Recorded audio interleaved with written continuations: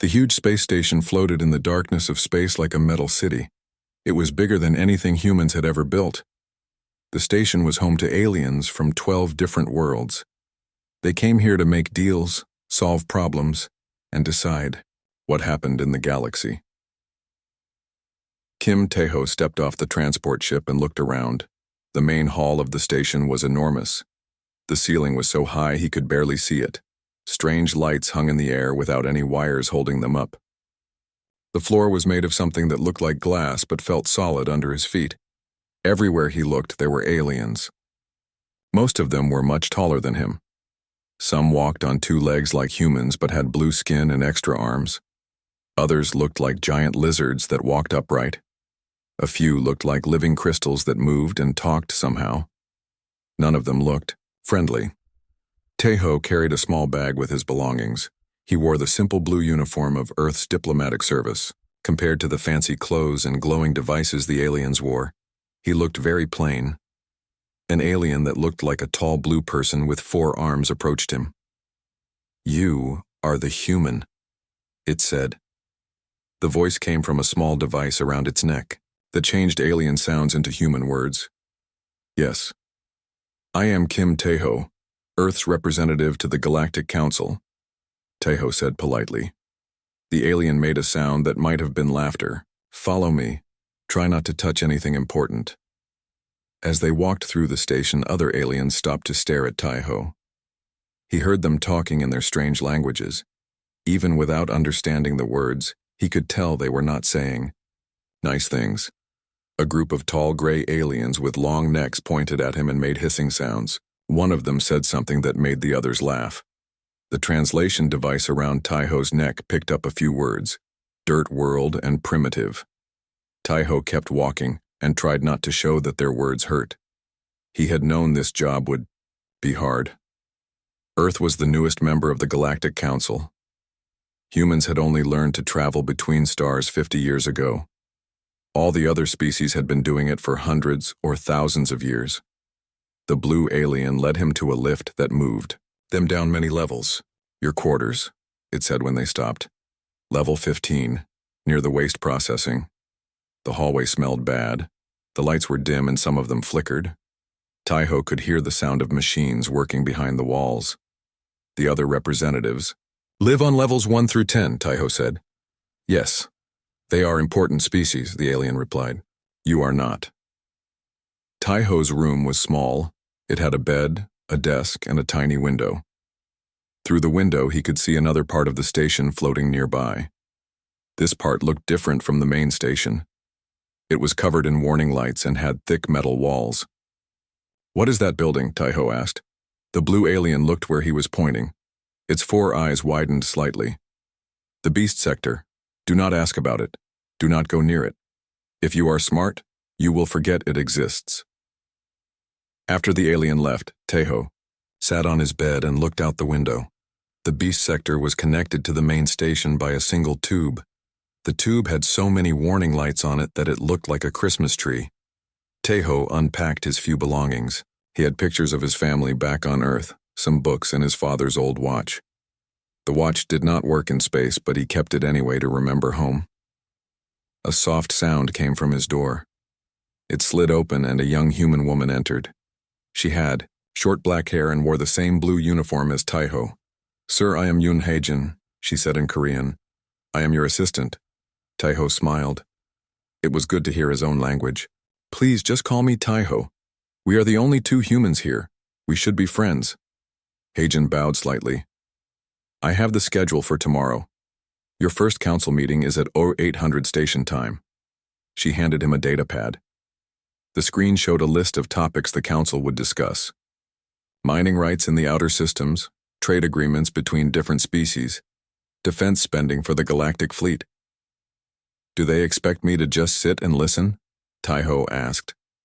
"That is what the previous human observers did," Hae-jin said. "We have observer status only. We cannot vote or make proposals." Tae-ho frowned. "Then why did Earth send us here?" "To learn. To show that humans can be part of the galactic community. Maybe someday we will earn the right to have a real voice." That night, Taiho could not sleep. He kept looking out his window at the beast sector. Whatever was inside that heavily guarded building had the whole station afraid. Even the powerful, aliens who treated humans like children seemed nervous when they looked in that direction. He wondered what kind of creature could scare beings who traveled between stars and built cities in space. He wondered if it was alone, like he was. The next morning, Taiho put on his best uniform and went to his first council meeting. The council chamber was a large round room with seats arranged in circles. The most important species sat in the center. Earth's observer seat was in the back corner. Taiho sat down and looked around. There were representatives from the Altarian Empire, tall and proud with their blue skin and extra arms. The Vesperian Trade Federation sent lizard-like beings with sharp teeth and cold eyes. The Helix Collective was represented by living crystals that glowed with inner light. All of them were older, smarter, and more powerful than the young human in the back corner. The meeting began. They talked about things Taiho barely understood. Star maps showed systems he had never heard of. They discussed trade routes that would take human ships years to travel. When they talked about mining rights, Taiho raised his hand. He wanted to ask about protecting the planets from damage. "The human wishes to speak," said one of the Altarians. The way it said human made the word sound dirty. "I just wanted to ask about environmental protection," Taiho said. The chamber became very quiet. Then several aliens began to laugh. "Environmental protection," repeated a Vesperian representative. "How wonderfully primitive. Perhaps the human is worried about hurting the feelings of the rocks," added a crystal being from the Helix Collective. The laughter grew louder. Even some of the smaller, less important species joined in. Taiho felt his face grow hot with embarrassment. "The human delegation will observe in silence," announced the council chairman, a large crystal being whose light pulsed with authority. "This is a council of advanced civilizations." Taiho sat back in his chair and said nothing for the rest of the meeting. But he did not stop watching and learning. These aliens thought humans were stupid and weak. Maybe they were right about the weak part. But they were wrong about stupid. Humans had survived on a dangerous world full of predators and disasters. They had learned to work together, to be creative, and to never give up. These were skills that might be useful in space too. As the meeting ended and the aliens filed out, none of them looked at the human in the corner. They had already forgotten he existed, but Taiho had not forgotten them. He was starting to understand how this place worked. Respect had to be earned, and somehow he was going to earn it. Outside his window that night, the beast sector glowed with its warning lights. Whatever was in there, it was as alone and unwanted as he was. Taiho fell asleep, wondering if they might understand each other. 3 weeks had passed since Kim Taiho arrived at the galactic station. Every morning he put on his simple blue uniform and walked to the council chamber. Every day he sat in the back corner and listened to the aliens make important decisions about the galaxy. He had attended 17 meetings. He had spoken exactly 0 words. Every time Taiho tried to raise his hand, the other representatives would look at him with annoyance. Some would make clicking sounds with their tongues or whatever they used to make noise. Others would simply ignore him until he put his hand down. The aliens had their own groups. The tall blue Altarians always sat together and agreed with each other. The lizard-like Vesperians made deals with everyone but trusted no one. The crystal beings called the Helix Collective spoke in musical tones that sounded beautiful but often meant cruel things. None of them wanted to talk to the human. Taiho learned their names and tried to remember which species liked which other species. He studied their customs and tried to understand their politics. But no matter how much he learned, they still treated him like a child who had wandered into an adult meeting. During lunch breaks, the representatives would gather in small groups. They would eat strange foods and discuss private business deals. Taiho would sit alone at a small table with his simple human food from Earth. Sometimes Hagen would join him, but she was usually busy with paperwork or trying to understand the station's computer systems. "Maybe we should ask for a transfer," Back to Earth, Heijin said one day as they ate together. She kept her voice low so the aliens would not hear. This is not working out like we hoped. We knew it would be hard, Taiho replied. Earth needs someone here, even if they do not want to listen to us yet. Heijin looked around the dining hall. At a nearby table, several Altarians were discussing trade routes. They spoke loudly enough for everyone to hear, as if they wanted to show off their important business. They act like we are invisible, she said. Sometimes invisible can be useful, Taiho said. They say things in front of us that they might not say if they thought we mattered. On the 18th day, the council met to discuss mining rights in the Zephyr system. Taiho had read about this system in his preparation files. It had 3 planets with valuable metals, but also had native plant life that could be damaged by mining operations. The Vesperian trade minister was explaining why her people should get the biggest mining contract. We have the most efficient extraction methods, she said. Her long tongue flicked out as she spoke, tasting the air. We can remove the most resources in the shortest time. An Altarian representative nodded his blue head. Speed is important. These planets have resources our civilizations need. Taiho had been quiet for 3 weeks, but he could not stay silent anymore. He stood up slowly. If I may address the environmental concerns, he said. The chamber became very quiet. Every alien head turned to look at the human who had dared to speak. The Vesperian trade minister coiled her snake-like body and stared at him with cold yellow eyes. Environmental concerns? She made a hissing sound that might have been laughter. How refreshingly primitive. Perhaps the human would like us to ask the rocks how they feel about being mined. The chamber exploded with laughter. The Altarians made their clicking sounds of amusement. The crystal beings chimed like broken bells. Even some of the smaller species that usually stayed quiet joined in the laughing. Taiho felt his face grow hot. But he did not sit down. The planets have ecosystems that took millions of years to develop. If we destroy them for short-term profit, we lose something that can never be replaced. Ecosystems, repeated another Altarian. The human thinks plants are more important than progress. Maybe he wants to give voting rights to trees, added a crystal being from the Helix Collective. The laughter grew louder and more cruel. Taiho saw Heijin looking down at her data pad, her face red with embarrassment. She wished she could disappear. The council chairman, a large crystal being whose light pulsed with authority, raised what might have been a hand. The laughter stopped immediately. The human delegation will observe in silence, he announced. His voice was like music, but cold music without warmth. This is a council of civilized species, not a school for developing worlds. Taiho sat down. He had tried to contribute something useful, and they had treated him like a fool. Around the Itsat chamber, aliens were still chuckling and making comments to each other in their own languages. The meeting continued without him.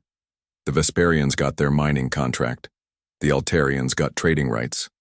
The smaller species got whatever scraps. The bigger ones did not want.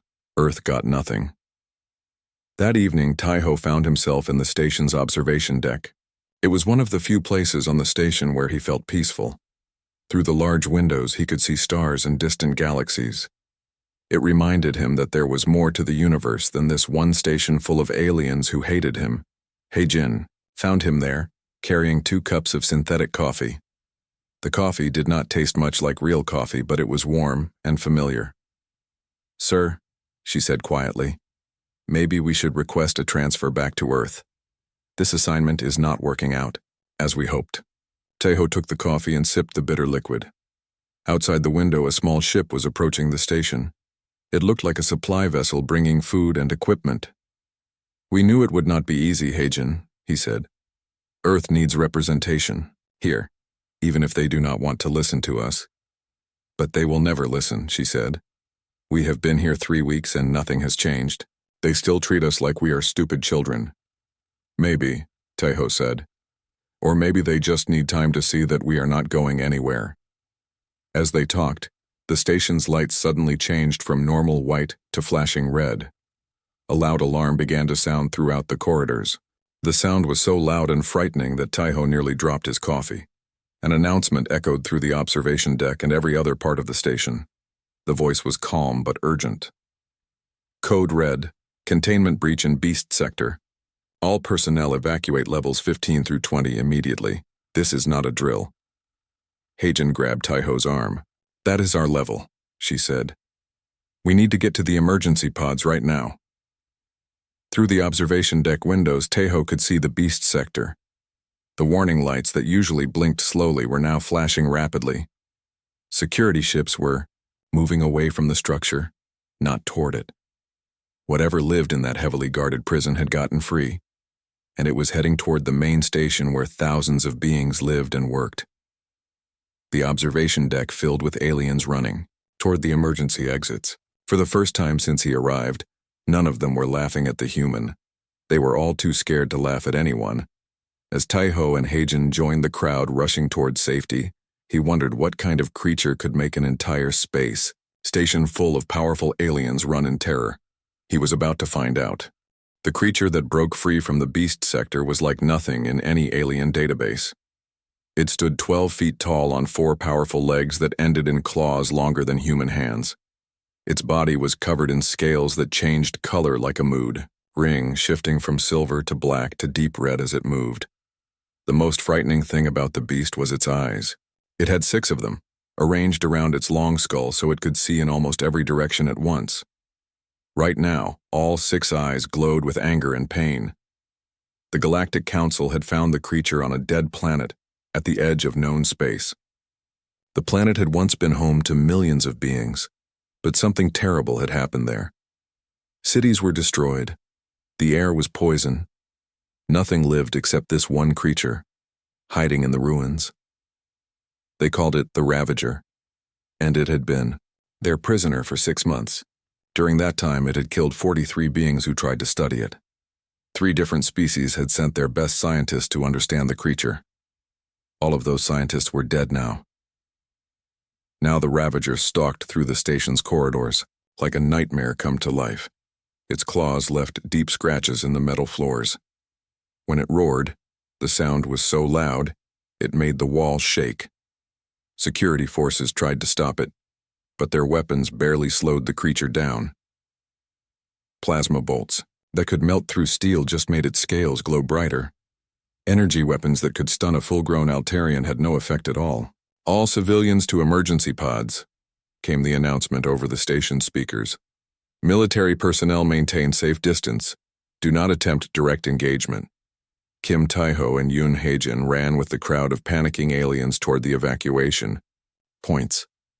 Around them, beings who had seemed so powerful and confident in the council chamber were now screaming in terror. An Altarian representative pushed past them, knocking Heijin to the ground. A Vesperian trader stepped on Taiho's foot without even looking at him. In their fear, the aliens had forgotten all their manners and civilization. When they reached evacuation point C, they found their path blocked. A blast door had sealed shut, trapping them in this section of the station. Emergency lights bathed everything in red, and the alarm continued to wail.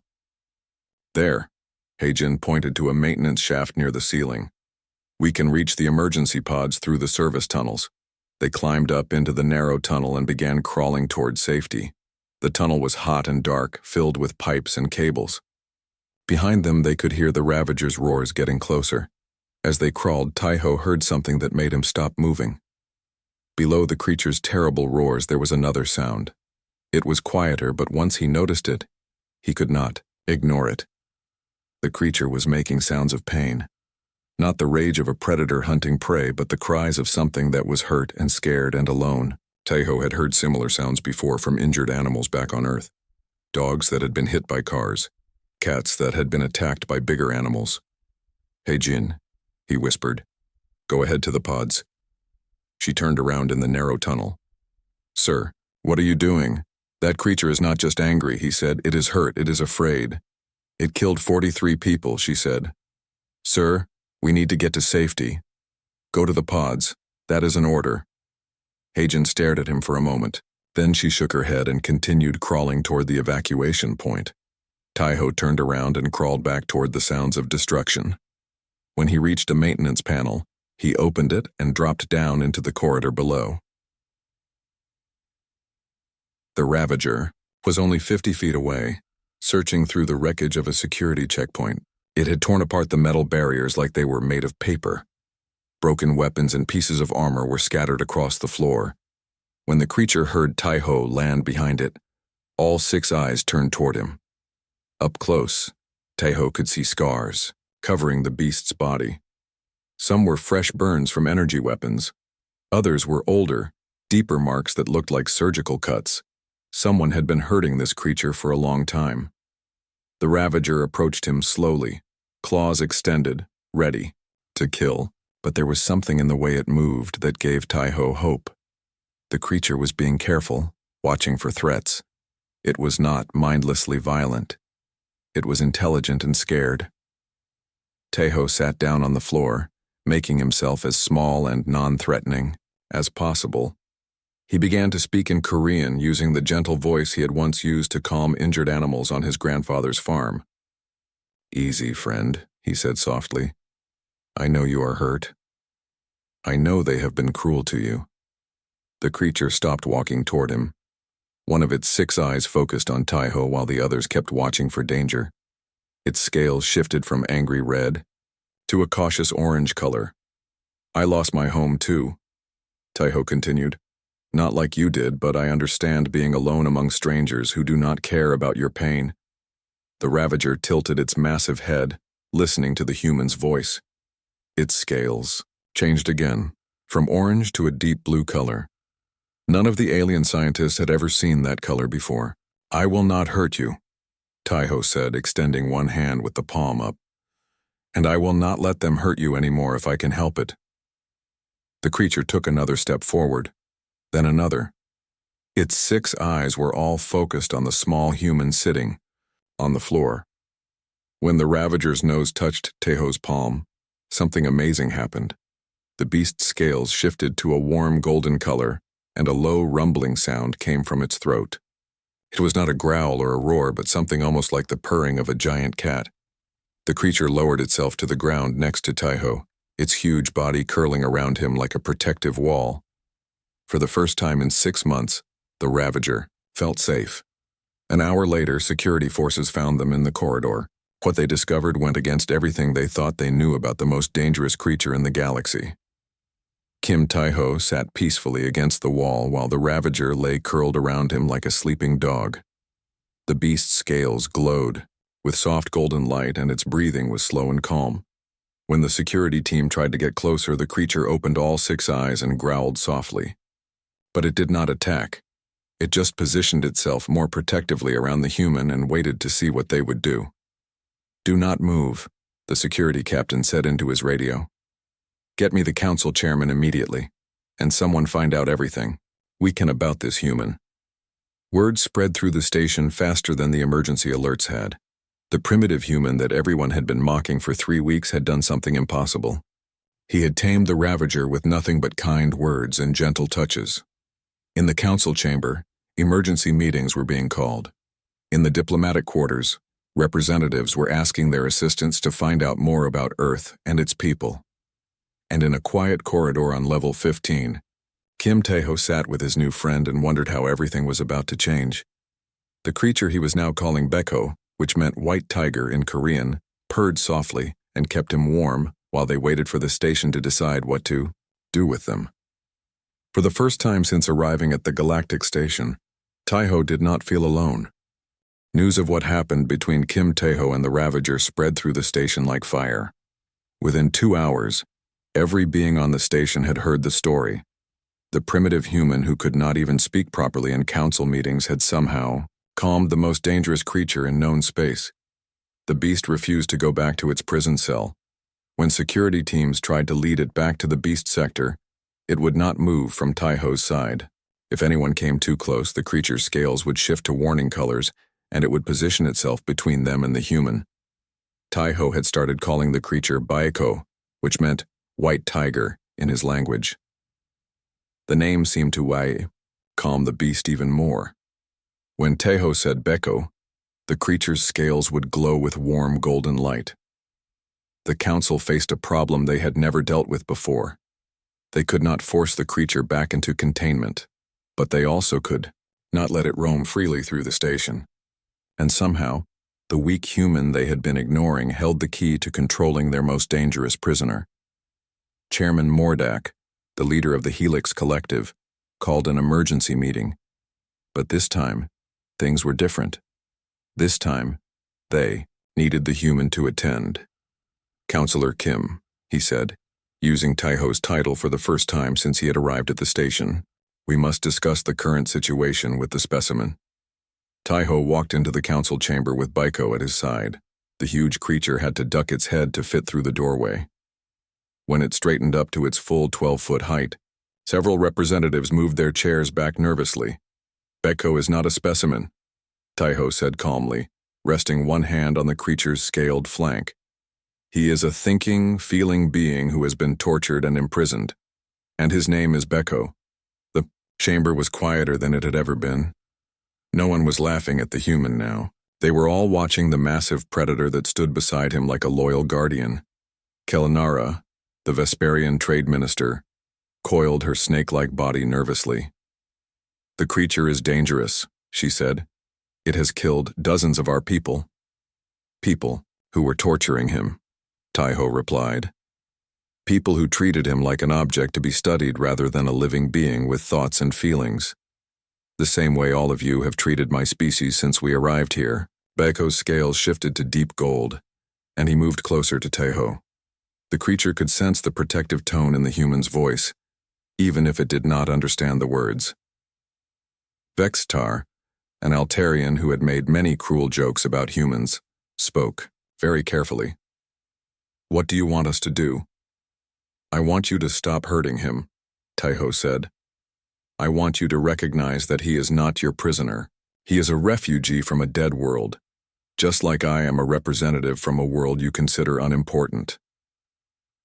Dr. Yiltron, a scientist from the insect-like hive delegation, moved closer. She had been studying the Ravager for months without success. How did you communicate with it? We tried everything, telepathy, mathematical concepts, even music. Nothing worked. I did not try to communicate, Taiho said. I tried to understand. Understand what? Asked Chairman Mordak. Taiho looked up at Beko's 6 eyes, all focused on him with trust and affection. Pain, loneliness, fear, the feeling of being trapped somewhere you do not want to be, surrounded by beings who see you as less than they are. The words hit the council like a slap. Several representatives shifted uncomfortably in their seats. I spoke to him in my own language, Taiho continued, not because I thought he would understand the words, but because the tone would be different, kinder. I sat down to make myself smaller and less threatening. I moved slowly so he would not think I was attacking. These are things anyone would do with a scared animal. It is not an animal, protested Dr. Yiltran. Our scans show it has intelligence equal to our own species. Then why did you treat it like an animal? Taiho asked. The question hung in the air like a challenge. No one had a good answer. Over the next few days, everything changed. Taiho was moved from his small room on level 15 to better quarters on level 8. Beko came with him, of course. The creature would not let Taiho out of his sight for more than a few minutes. The station's engineers had to modify doorways so Beko could move around easily. They installed special resting platforms in Taiho's new quarters so the large creature would be comfortable. Other representatives who had ignored Taiho for weeks suddenly wanted to talk to him. They would stop him in the corridors and ask about Earth's mining techniques or trade policies. They were polite now, even friendly, but Taiho knew why they were being nice. It was not because they respected humans. It was because they were afraid of the creature that followed him everywhere. Heijin was promoted to senior assistant and given her own office. She spent her days answering questions from alien diplomats who wanted to know more about human psychology and animal training. They think we are all beast tamers now, she told Taiho one evening as they ate dinner in his new, larger quarters. Beko lay nearby, his scales glowing softly in the dim light. Let them think what they want, Taiho said, as long as they listen when we speak. Dr. Yiltron visited them often. She was fascinated by the bond between human and creature. I have never seen anything like this, she admitted. The Ravager's brain patterns have completely changed. It shows signs of contentment, even happiness. He has a name, Taiho reminded her. Beko. Yes, Beko, she said, trying to pronounce the Korean word correctly. Can you tell me how you knew what it needed? Taiho scratched behind one of Beko's large ears, making the creature purr contentedly. On Earth, I grew up on my grandfather's farm. We had many animals. When an animal is hurt or scared, it acts aggressive to protect itself. But if you show it kindness and patience, it will eventually trust you. But Beko is not an animal, Dr. Yiltran said. No, but he was treated like one. When someone treats you like you are less than intelligent, you start to act that way. When someone treats you with respect and kindness, you become better. The doctor made notes on her data. Fascinating. So the creature's violent behavior was a response to how it was being treated, not an inherent characteristic. Maybe, Taiho said. Or maybe he was just lonely and scared, like anyone would be after losing their entire world and being locked in a cage. That night, as Taiho prepared for sleep, Beko curled up on his specially made platform. The creature's scales shifted through peaceful colors, blues and greens and soft golds. Good night, friend, Taiho said in Korean. Beko made a gentle rumbling sound in response. It was not quite like any earth animal, but it clearly meant affection and contentment. Through his window, Taiho could see the stars. Somewhere out there was Earth, where people were probably wondering how their representative was doing at the galactic station. He smiled as he drifted off to sleep.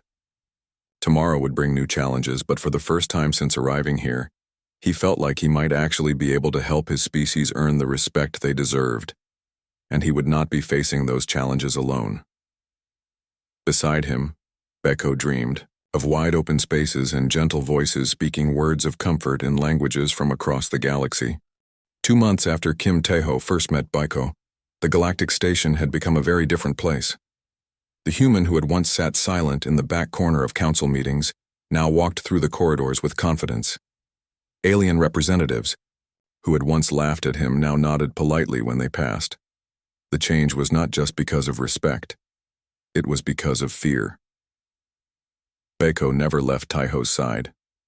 The massive creature followed him to council meetings, to diplomatic dinners, and to private negotiations. When Taiho spoke, Beko would stand behind him like a 12-foot bodyguard with 6 glowing eyes and claws that could cut through steel. The human delegation wishes to propose new environmental protection standards for mining operations, Taiho announced during a council session. 6 months ago, such a statement would have caused laughter. Today, the chamber listened in complete silence. Kelnara, the Vesperian trade minister, coiled her body nervously. What exactly are you proposing, Councillor Kim? Taiho stood up, and Beko rose with him. The creature's scales shifted to a calm, blue color, but its 6 eyes scanned the chamber for any signs of threat to its human friend. Independent environmental impact studies before any major mining operation, Taiho said. Protection for planets with native ecosystems. Fair compensation for any species displaced by our industrial activities. That would slow down mining operations significantly, protested Vextar, the Altarian representative. Yes, Taiho agreed. It would also ensure that we do not destroy irreplaceable natural wonders for short-term profit. Behind him, Beko made a soft rumbling sound. To most of the council, it sounded like a growl of warning. They voted to approve Taiho's proposal without further argument. After the meeting, Heijin caught up with him in the corridor. Sir, they are only agreeing because they are afraid of Beko. I know, Taiho said, but they are still agreeing. Sometimes fear can be the beginning of respect. The truth was more complicated than that. As weeks passed, Taiho began to discover things about Beko that changed everything. The creature was not just intelligent. It was incredibly intelligent. And it was not the only one of its kind. Dr. Yiltran had been studying Beko with Taiho's permission, Unlike the previous researchers, she treated the creature with respect and kindness. In return, Beko allowed her to run non-invasive scans and tests. "I need to show you something," she told Taiho one day in her laboratory. Beko's brain patterns indicate he is trying to communicate specific information, complex information. On her screen was a series of star maps. Beko had been drawing patterns in the sand of his resting area. When Dr. Yiltran analyzed the patterns, she realized they matched real star systems. "He is showing us locations," she explained. 17 different systems, where we might find others of his species. Taiho looked at the maps, then at Baeko. The creature was watching the screen intently, its scales shifting through various colors. "They are not dead," Taiho said quietly. "His people. Some of them survived." "It appears so, but they are scattered across the galaxy. Some may be in hiding. Others might be prisoners like Beko was." That evening, Taiho sat with Beko in their quarters and talked about what they had learned. He spoke in Korean, as he always did when they were alone. Somehow Beko had learned to understand many Korean words over the past 2 months. "Your people are out there, aren't they?" Taiho said, scratching behind the creature's ears. "You want us to find them?" Beko's response was immediate. His scales glowed bright gold and he made excited purring sounds.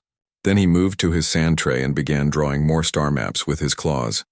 The next day, Taiho presented a new proposal to the council. The human delegation requests permission to mount rescue operations for displaced refugees. Chairman Mordak's crystal body pulsed with curiosity. "What refugees?" "Survivors of planetary disasters who may be held in captivity throughout the galaxy. Beings like Beko who were captured and enslaved instead of being offered proper refugee status." The proposal caused heated debate. Some council members argued that interfering with other civilizations' internal affairs was dangerous. Others worried about the cost of such operations. But when Beko stood up to his full height and looked around the chamber with all 6 eyes glowing, the debate ended quickly. The rescue mission was approved.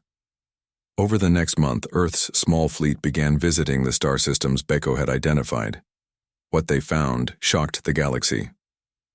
On a mining world controlled by the Helix Collective, they discovered 3 of Beko's people being used as forced labor.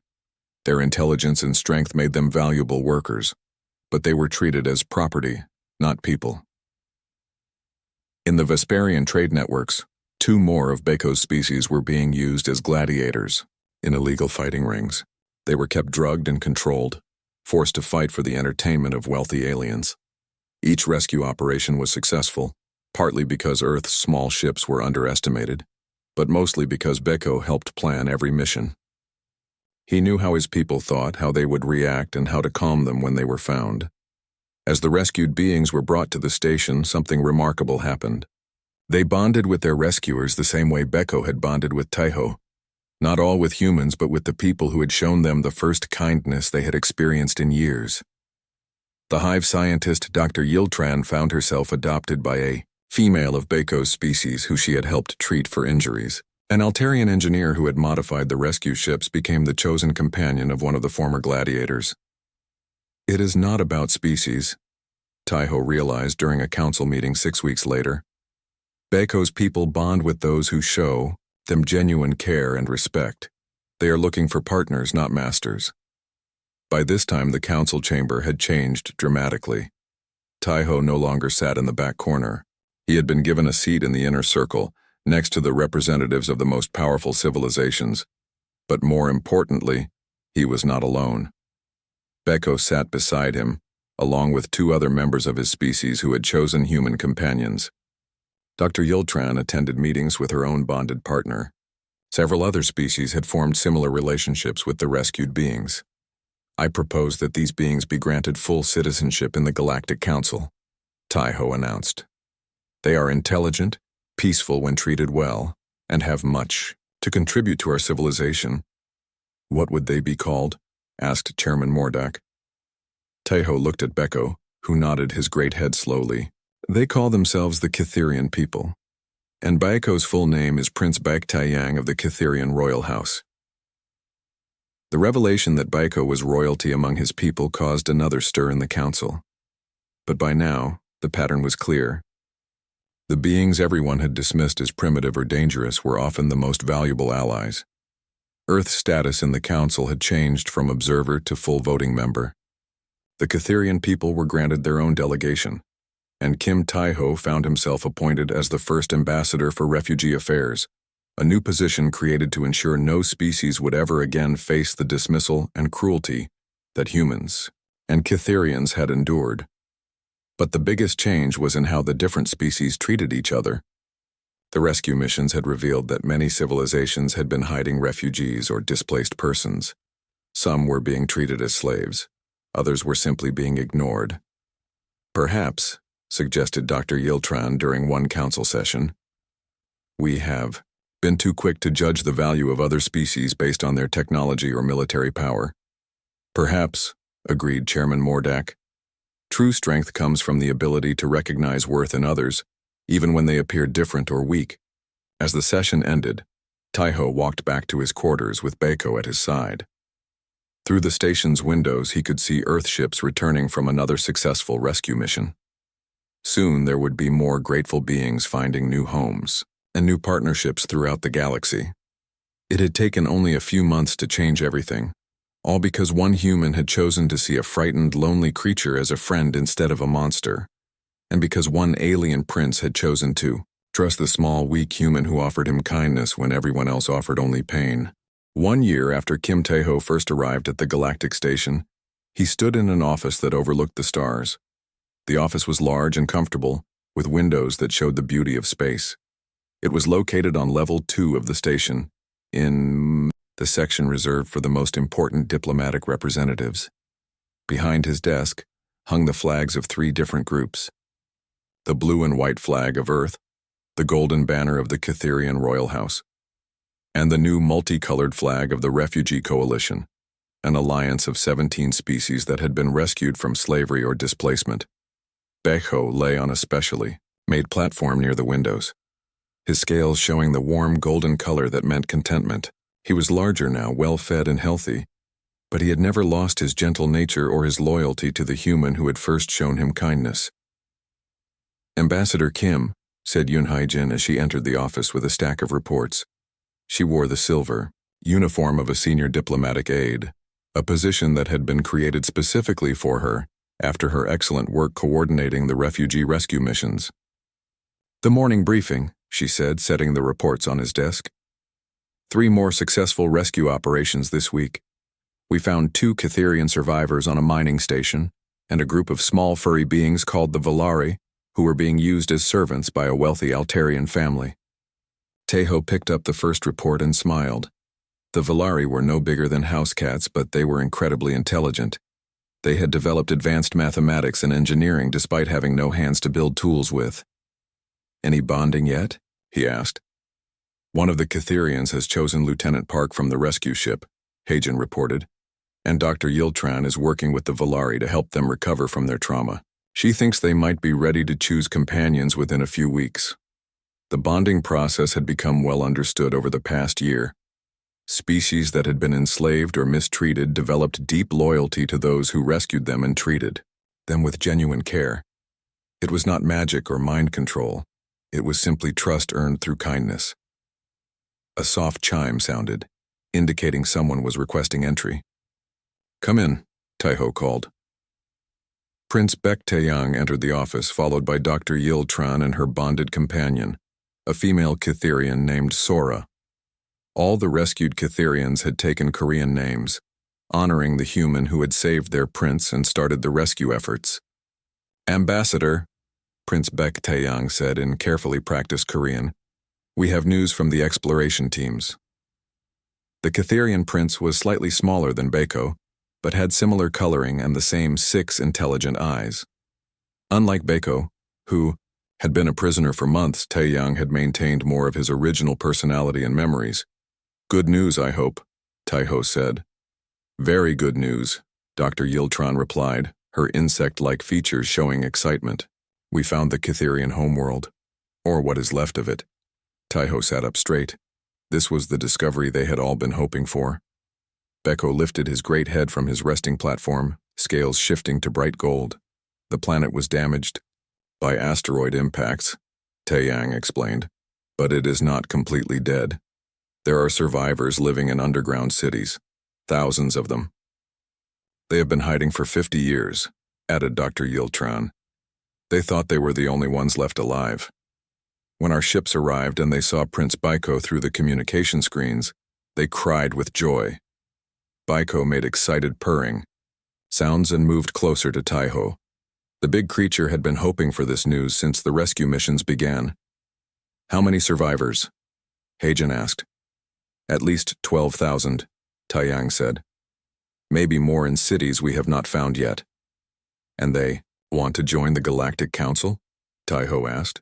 They want to do more than that, Dr. Yiltran said with excitement.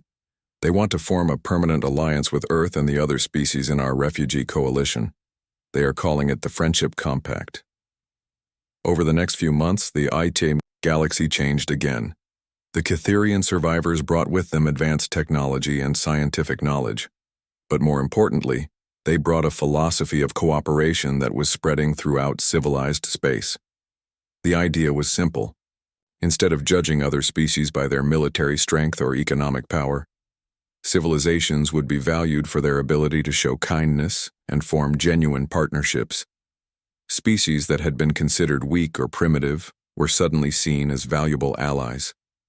The small Valari became the galaxy's most sought-after engineers.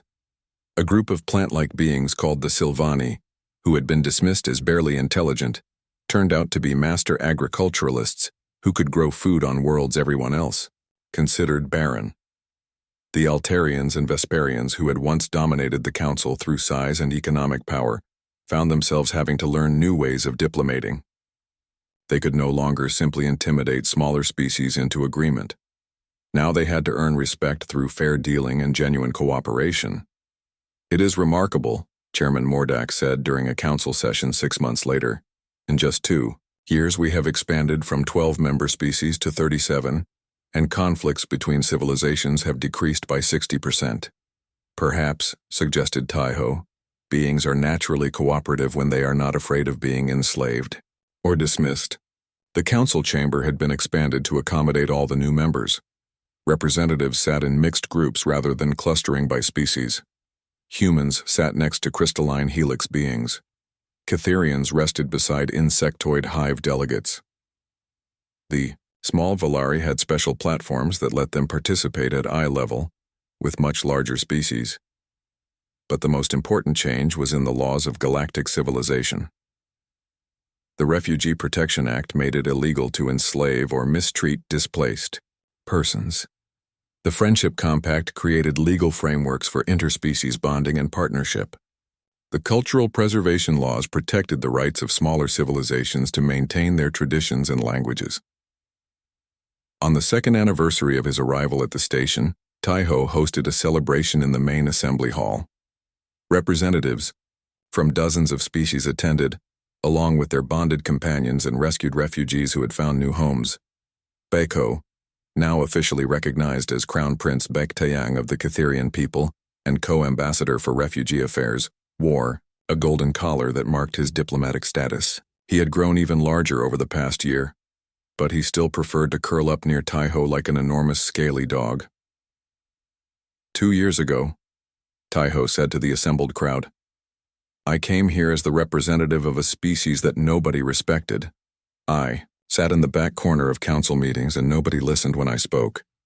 The audience laughed, but it was friendly laughter now, not the cruel mockery he had once endured. I was angry about that treatment, he continued, but I was also lonely. I had never been so far from home or felt so small and unimportant. Baiko purred softly, remembering his own loneliness and fear. Then I met a creature who was even more alone than I was. He had lost his entire world. He had been caged and tortured and treated like a dangerous animal. But when I offered him friendship instead of fear, he gave me loyalty and trust in return. From that friendship came more friendships. From those partnerships came new alliances. And from those alliances came a better galaxy for everyone. Taiho reached down to scratch behind Baiko's large ears, making the creature's scales glow with happiness. "The lesson we have all learned is simple," he said. "True strength does not come from having the biggest weapons or the most advanced technology. True strength comes from recognizing the worth in others, even when they seem different or weak. Especially when they seem different or weak." The celebration continued late into the station's night cycle. Species that had once been enemies shared food and stories. Former slaves danced with their rescuers. Children from a dozen different worlds played together in ways their parents had never imagined possible.